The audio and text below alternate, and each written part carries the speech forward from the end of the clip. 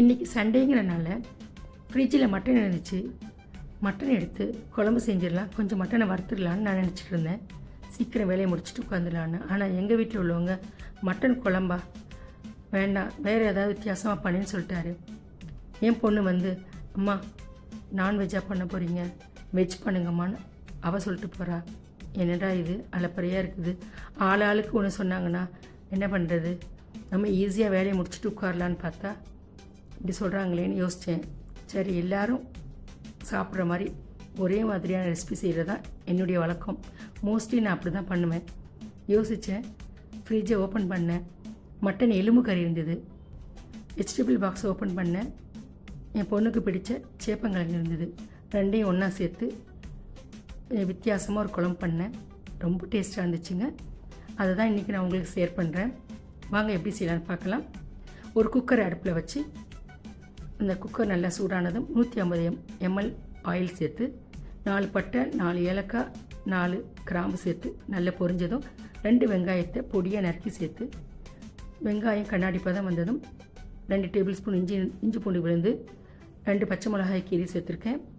ஒரு கொத்து கொத்தமல்லியும் சேர்த்து 2 தக்காளியை பொடியாக நறுக்கி சேர்த்து நல்லா வதங்கினதும் 2 table spoon Kashmiri red chilli powder, 2 table spoon மல்லித்தூள், 1/2 டீஸ்பூன் மஞ்சத்தூள் இதெல்லாம் சேர்த்து மிக்ஸ் பண்ணி மட்டன் மூழ்கிற அளவு தண்ணி சேர்த்து குக்கரை மூடி 4 விசில் கொடுத்துட்டேங்க. அதுக்கப்புறம் ஸ்டவ் ஆஃப் பண்ணிவிட்டு ஓப்பன் பண்ணி பார்த்தா நல்லா வெந்திருக்கு பாருங்கள்.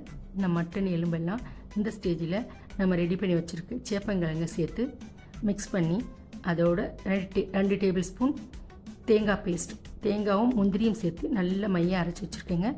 அதையும் சேர்த்து மிக்ஸ் பண்ணி குக்கரை மூடி மறுபடியும் ஒரு விசில் கொடுத்து ஒரு விசில் வந்ததும் ஸ்டவ் ஆஃப் பண்ணிவிட்டு நல்லா மிக்ஸ் பண்ணி விடணும். மறுபடியும் ஸ்டவ் ஆன் பண்ணி ஒரு எலுமிச்சை அளவு புளி ஊற வச்சுருந்தேன். அந்த புளிச்சாறையும் சேர்த்து கொஞ்சம் உப்பும் சேர்த்து நல்லா கொதிக்க விடணும். ஒரு 5 நிமிஷம் நல்லா கொதித்ததும் ஸ்டவ் ஆஃப் பண்ணிடலாம். குழம்பு ரெடி ஆகிடுச்சு.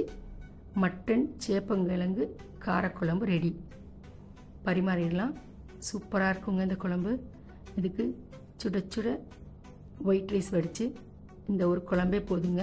அதோட சைடில் அப்பளம் வச்சாலே அவ்வளோ சூப்பராக இருக்குங்க. அந்த மட்டன் அவ்வளோ ஜூஸியாக இருந்தது.